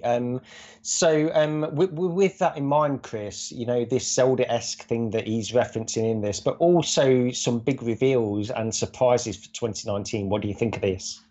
I'm really excited because, you know, there's been not too much going on. Like, even at Oculus Connect 5, there were some games announced, like some big hitters, but there wasn't as much as I expected there would be, you know, like, especially related to Quest, there wasn't really any news about like what games would be on Quest other than like a few, like Moss and maybe Super Hot. But hopefully I'm excited to hopefully hear about Quest games and Quest announcements and maybe games that are coming out new for Quest, not just ports too. So like, hopefully that's what some of the big reveals and surprises are, because this launch needs to be great for this product to do well. Yeah, I'd also love some kind of big reveals and surprises in terms of hardware, not just Quest, but maybe yeah, you never know. Steve, what do you think? You know, not too much. I'm in shaky Oculus territory, I guess, at the moment, because I've kind of been critical of them the past couple of weeks, and you know, I don't know what they mean by big. You know, big reveal could be announcing that Beat Saber is coming to the Quest. Like, in my mind, that's a foregone conclusion. Like, if Beat Saber doesn't come to the Quest, something's wrong. So they may see that as a big reveal in the same way Sony did that. Sony we already had confirmation that Beat Saber was coming to the PlayStation VR, but then later in the year, last year, Sony kind of, you know, they tried to make a big ta-da out of it. And to me, it's like, duh, obvious it's coming. So, you know, and about the Zelda-esque game coming from Turtle Rock Studios, we already have a Zelda-esque game. It's called Vanishing Realms.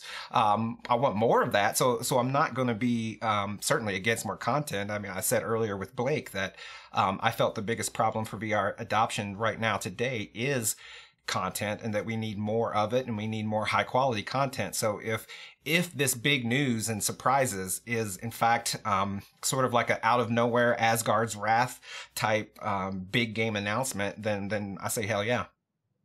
Yeah.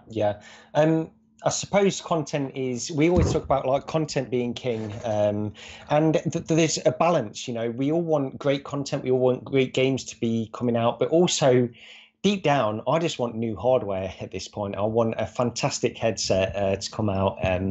So I suppose that's the discrepancy in that as well. But deep down, I suppose really content is going to be king in the long run. Gary, you know what? Wait, before you get past that next part of it is when he was talking about like getting excited for the things that are coming up, I think part of it too is PAX East in Boston is going to correlate almost perfectly with the 3-year anniversary of the Oculus Rift. And one thing I do believe might happen is I think the Rift S could be a replacement. Like it could be the new Rift. Like they're just phasing out the old Rift. Here's the Rift S. That could be the excitement, and it could come at PAX East on the 3-year anniversary. That's a possibility, I think. Yeah, who knows? Hope so. That's a possibility. We'll stay tuned. This could be. What do you call yourself, Anthony? Nostradamus Jr. There we go. We'll come back to that in a few weeks. Okay. So the next news story is Palmer Luckey, and we've spoken already. This is, again, Oculus heavy show, I suppose, this week due to the subject matters that we've had. But Palmer Luckey has mentioned on Twitter how he wants to do some repair kits for the audio problems, the right side audio problems on the Rift. Which actually we didn't get into this when Blake was on, but I suppose it's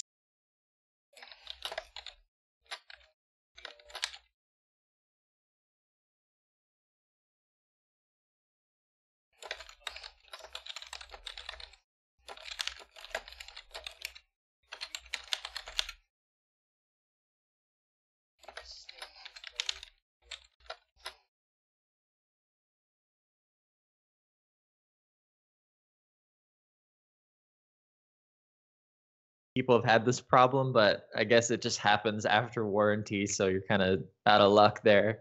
But yeah, it's been nice to have him in the community lately. When he was silent, it was the weirdest thing, but it's good to see him again when he did the modded Go. Like, that was super cool, working on making the Go such a better product just by, him working on it, which is hilarious that it wasn't like that good to begin with.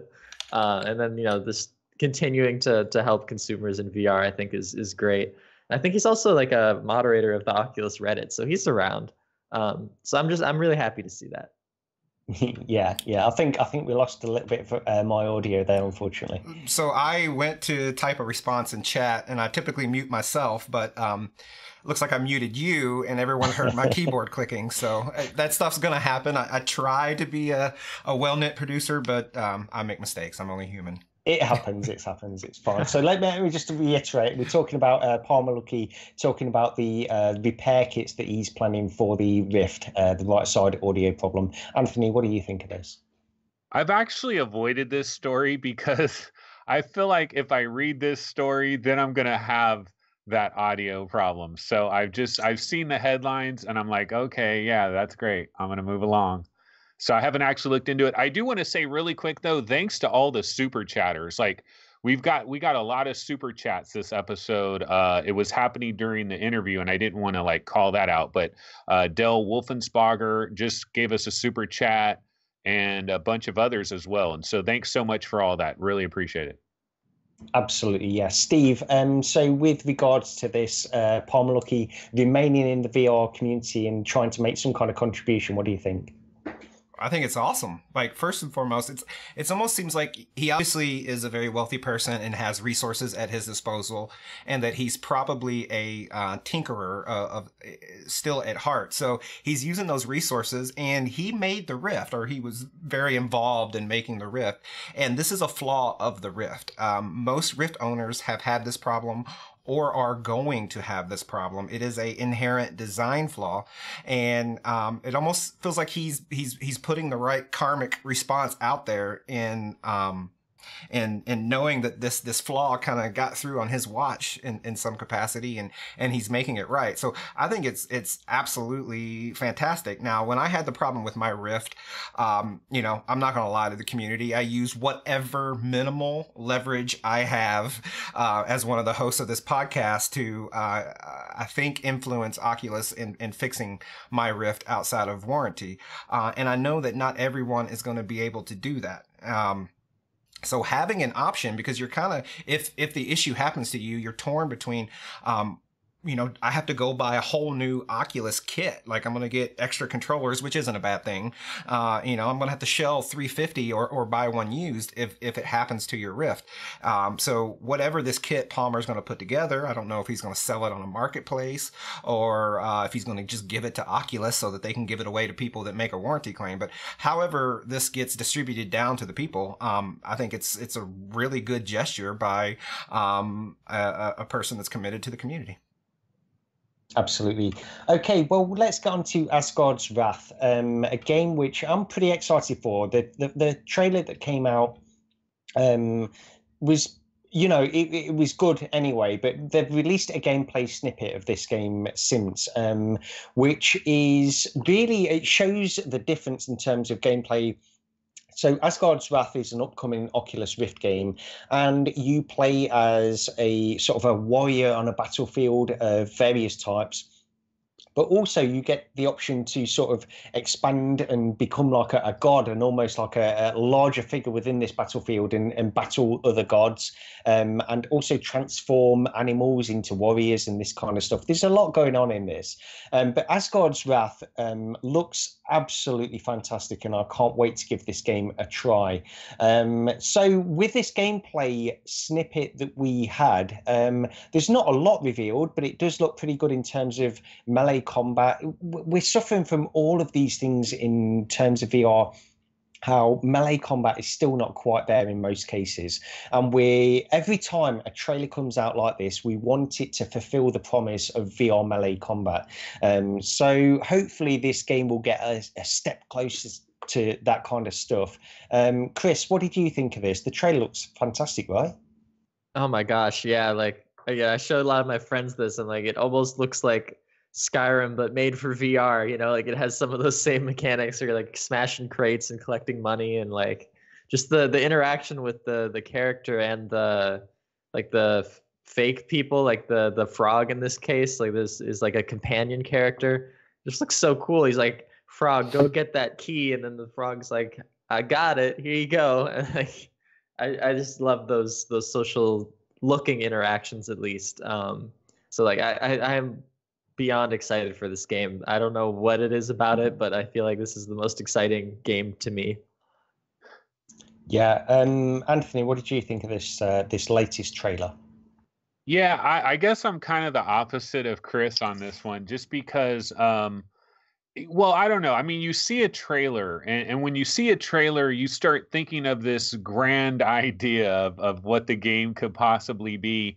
And then it's like when you get the actual gameplay, it's like, okay, back to reality. It's a dungeon crawler type of a game.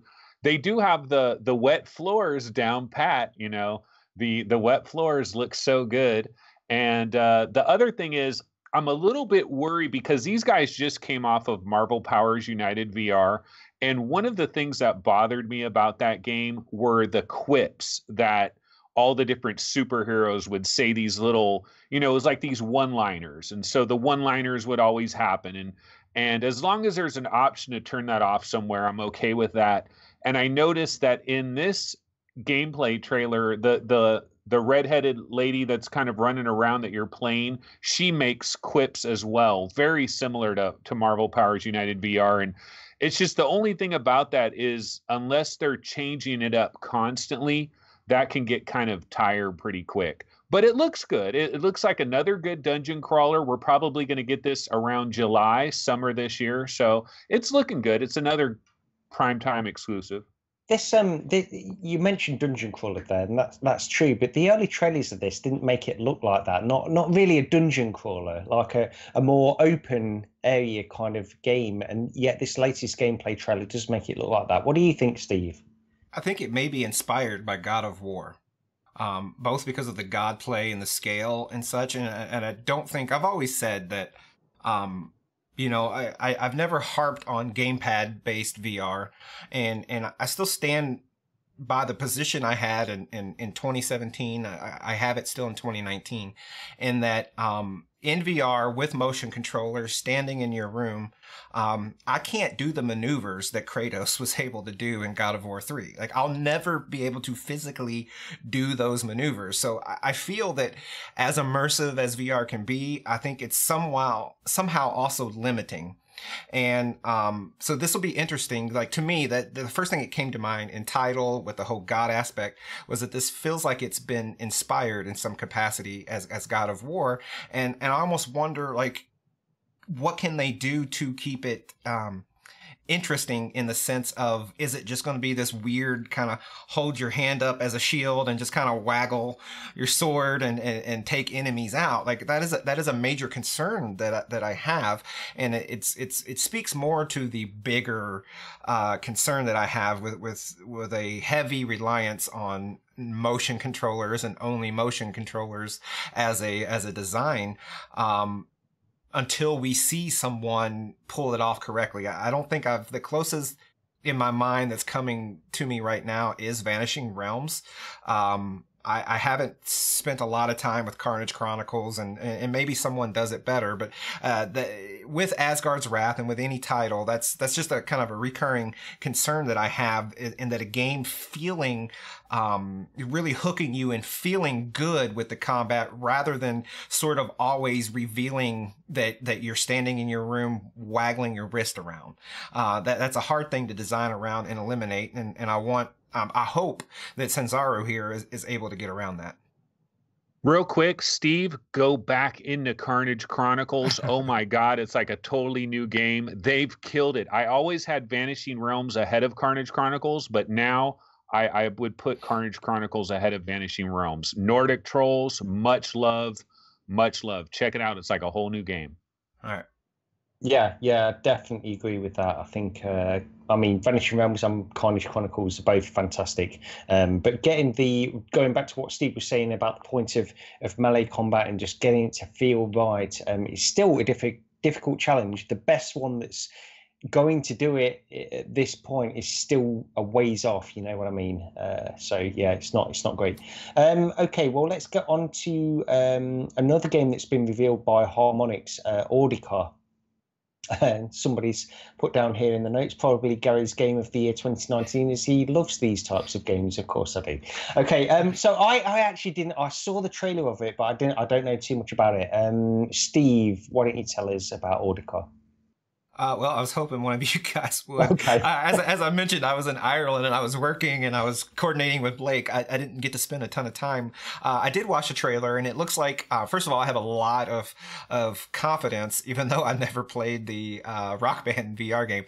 In general, I have confidence in Harmonix because I do like the first two Guitar Heroes way back in the day. I loved Rock Band when they released it on console, and I feel like these dudes get it when it comes to doing music and rhythm-based games. So I have confidence in that this title is going to be fun and enjoyable.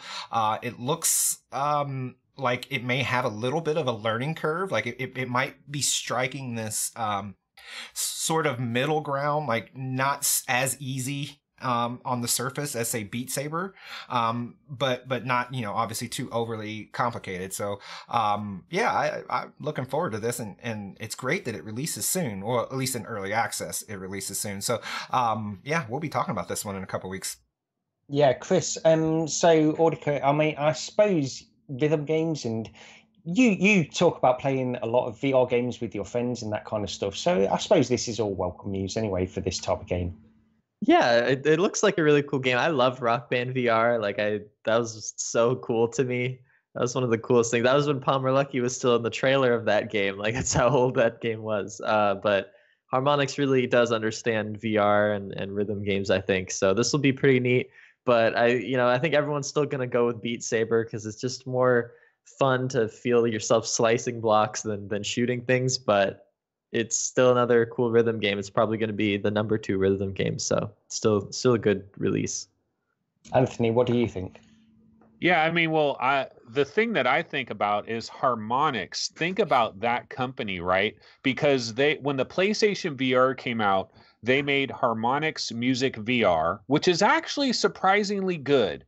And there's a demo, I believe, on one of the PlayStation VR demo discs. There's a demo for Harmonix VR, Harmonix Music VR. It's actually pretty good. Then they did Rock Band VR for Oculus, okay? And then this unknown company comes out of the blue to eat their lunch with Beat Saber and just make a ton of money. And you know, Harmonix had to be thinking, this is our bag. This is what we do. And this other company came in and made all this money. And but Audica looks good. MameFan described it as a cross between Space Pirate Trainer and Beat Saber. And I would add with the addition of Ikaruga. So it's like Space Pirate Trainer, Beat Saber, and Ikaruga. They all had a baby. Because if you see Audica, the title of it, there's like a blue and orange. And as you're playing the game, it's like one gun is shooting blue, one gun is shooting orange. And so it's kind of that Ikaruga thing. So it's like the colors, and then it's also shooting to the beat.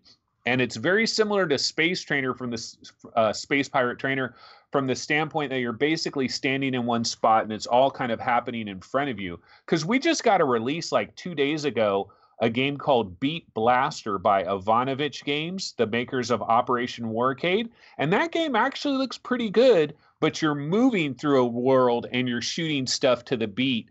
And God, I feel bad for those guys at Ivanovich Games because this game came in and like no one's saying anything about Beat Blaster. Yeah, okay. Well, we've still got a few things to get through, but I think what I'm going to do, because we are going to be running long if we carry on through everything, but Steve, I do want to get to this topic that you've got down here very quickly about the Pimax cable that you've got. Yep. Go ahead. So while I was out, I know I keep talking about being out, but you know it's the timeline. Kevin Henderson, the Pimax's head of U.S., really the head of North America, because I think he has Canada and Mexico under his territory, under his jurisdiction.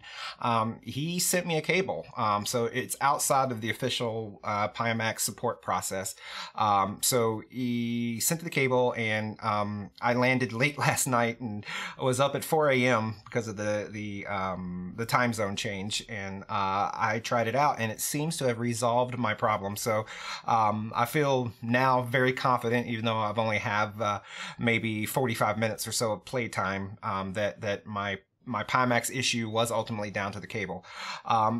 In also talking to him and working with him, I've arranged, we have to confirm, so this isn't a 100% surety, but I do believe we will be having him on for a special episode on probably Wednesday evening, Kevin Henderson, and it'll be an opportunity for us to in a way grill him, not in a too aggressive way, I don't think, but basically give him an opportunity as now also being named the company spokesperson to sort of set the record straight on some of their communication, the situation with the backers in the UK for some reason haven't gotten their headsets. I don't know if it's a logistics issue in the UK specifically, because as far as we can see, just about every backer in the US and lots of other places seem to be getting them, and I believe pre-order buyers have also gotten theirs.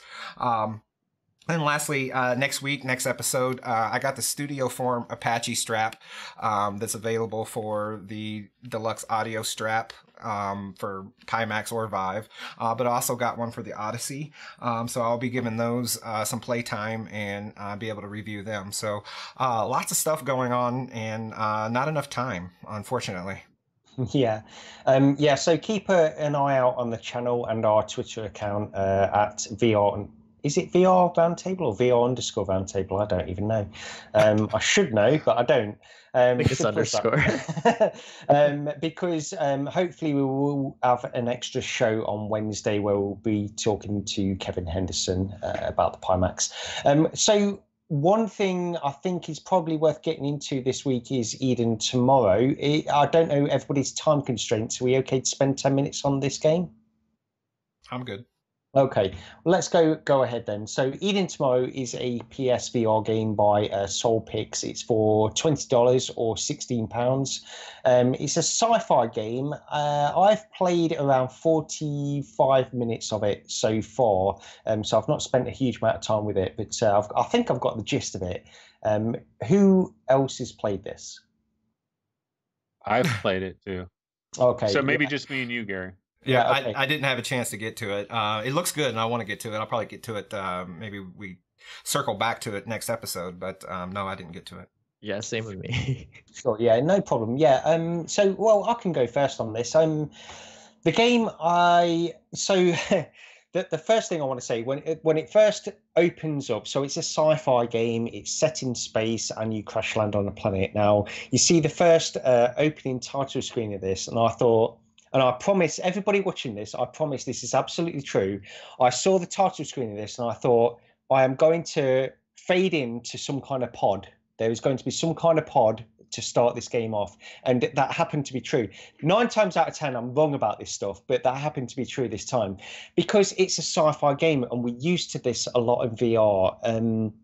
I feel like this game's playing into a few cliches a little bit, which is not necessarily a bad thing, but you do start this game in a pod, you crash land on a planet in the same way that you've done in so many other games in VR. Not to hold that against it, it's just something to mention, I think. The game itself is relatively, from what I've played so far, so it's relatively light. It's kind of like I suppose a puzzle adventure, but the puzzles, they're not even puzzles, they're sort of tasks. I suppose they're just things you need to do in order to progress to the next point. But you find yourself on this planet. And Anthony, I think you mentioned this on the VR 365 episode that I appeared on, because I didn't actually play this before then. But it's like reminiscent in some ways of Robinson's Journey. And I agree with that from what I've played. You've got this little helper robot that floats around you, and you can take control of that robot in a very similar way that you do in Robinson's Journey. All good stuff. You know, there's nothing wrong with it from what I've played so far. I just feel like it's a little bit like there's not enough game, I suppose. Like you're moving through these puzzles, which are not puzzles, they're tasks, and that's all it is. So you're moving from one section to the next section, and you have to do something which is not taxing. It's not difficult, and it's really not a puzzle. But on the plus side, so I suppose that's the downside of this game. On the plus side, I think the atmosphere and the vibe of it is actually very good.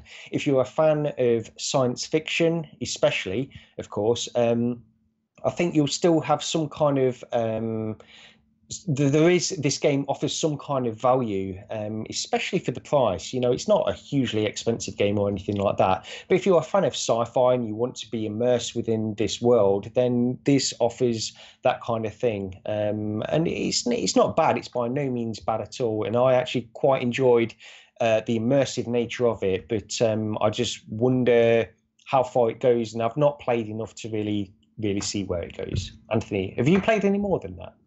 Yeah, well, I played it again and got a bit further because like the first time I played it, there was a demo. And so the demo basically starts off with the beginning of the game. It's the first 45 minutes of the game. So actually what you experienced, Gary, you probably could have just played the demo and would have got the same thing. I got a little bit past the demo the very first time, and then I went back in and played it again and got further into it. I believe there's somewhere between 4 to 5 hours, maybe even a little bit over 5 hours total experience here. Now, what you were talking to is it's not much of a game because you just don't have a lot of agency. You don't have a gun. In fact, not only that, I mean, not that you need a gun, but you don't have there's no hand presence. You're using a DualShock 4 controller. There's no moves in this game. And it's kind of a walking simulator, really. But if you are into sci-fi, and I am into sci-fi, I would recommend this to people that have a PlayStation VR and they're into sci-fi. Maybe they liked Robinson the Journey, and it's almost more experience than game. But like if this company SoulPix, if they were to say this is an interactive experience, get it for $19.99, are they going to sell a lot of them? No. You kind of have to.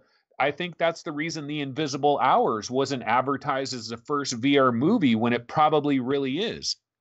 And it's because you can't sell that. It's hard to sell that. But if you sell it as a game, people buy games all the time. And so this was sold more as a game, even though it might be more experience. But the thing that I liked about this game, and I'm sure you experienced this, Gary, in the part that you were in, there's brief moments in this where it's very cinematic and it's very AAA for brief moments, like the story, the sound, just everything combined. I think it's the set pieces at certain points. Yeah, I agree. And then also the little robot guy that's floating around with you, he's named Newton, and it's very similar to Higgs in Robinson the Journey. But this robot is very expressive, has a lot of personality. He's like this little robot ball that is flying around, but he has these little hands that are flying around as well. And his little hands are like doing all these little, you know, they're making all these little movements and very expressive, almost a comedy sidekick, but not really comedy. It's more serious. And then the background story of it kind of seems like you're caught. I mean, I don't want to spoil it too much, but it kind of seems like you're caught in some kind of time loop or something, and something just keeps repeating. And it reminds me of like some of the Planet of the Apes movies, like the old Planet of the Apes movies where they were in a spaceship going somewhere, but they got caught in some kind of like time thing. And I feel like that's kind of going on in the game. And I want to see it through to the end, but there's also some boring parts that just aren't that good. And I could easily see somebody getting eaten tomorrow and thinking this thing is crap, but I liked it. it. Well, on one other points, like basically the way the game works, you step through and you move relatively slowly. And also what you were saying, Anthony, about this is a DualShock game. It's not motion controllers, which is really what I was expecting. I set up my motion controllers ready to play this game and it didn't accept them. You have to play with a DualShock. But the main downside, well, I've spoke about some downsides. I still think it's got a lot of positives to it as well. But where you go through these little tasks, again, they're not really puzzles, they're just tasks. And the game sort of fades out. You step up, for example, on one section, you have to walk across a plank from one side of a valley, like a crevice, over to the other side. And the way you do this is the little puzzle or task that you have to do is you're supposed to follow the direction of this robot helper that you have in order to keep your balance while you're crossing the plank. Now, before you get there, it says, okay, cross the plank, press X. So you press X and then it fades out and then it fades in again. And you're in pretty much the same position, but now you're in the task scene. And you do this little task, you get over to the other side, then it fades out again, fades in, and you're back in the game. I don't like that. I think that's immersion breaking for a start. I don't like that aspect of it. And this is very reminiscent from what I've played so far. This is sort of how the game works. So far, it's well, it does. Yeah, it does that every once in a while. Like you probably did the little thing where you slid down a mountain and it was like you were doing a little snowboarding sequence. And I admit those are kind of not that good. And it's like almost totally unnecessary, really. But you get further into the game and there actually is a downhill sequence that you're sliding down that is much more involved, and it's actually halfway decent. So I don't want to write that completely off. But yeah, it has positives and negatives. It's not as gamey as we'd probably like it to be. But I mean, I got a little bit further in it, and some of the visuals are quite awesome, like Farpoint quality. Yeah, absolutely. Good. Yeah, I do think the visuals, again, the atmosphere, it goes back to the atmosphere and the immersiveness of this game. I think it really does stand up in those respects. Okay. Well, that's pretty much all, unless anybody wants to talk about anything else this week, or we can save it for next week. It's up to you. I think we've had a big show. We have. It's gone long, and in some ways not long enough, because I certainly wanted to ask Blake a whole lot more. But I think we're at probably a good enough spot to wrap it up. Excellent. Yeah. So thank you everyone for joining us in chat during the live show, but also thank you to everyone watching after the fact on YouTube and for downloading the audio version of this podcast as well. Again, thank you to the contributors in Super Chat. That's very much appreciated as well. But I guess that's pretty much it. We'll see you next week for the next episode of VR Roundtable. Bye. Bye.